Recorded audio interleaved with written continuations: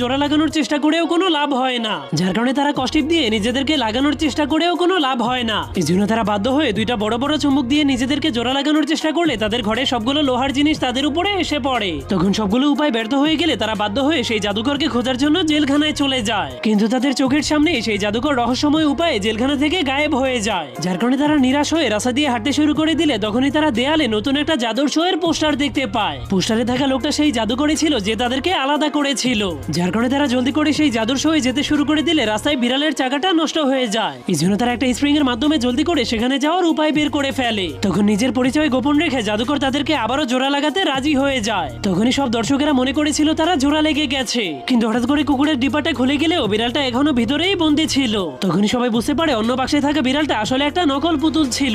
তখনই আসল বিড়ালটা সবার সামনে এসে বলতে শুরু করে, আমি আগে থেকেই জানতাম এসব একটা নাটক ছিল, কিন্তু তারা একদমই জানতো না যে তারা দুইজন আসলেই আলাদা হয়ে গিয়েছে।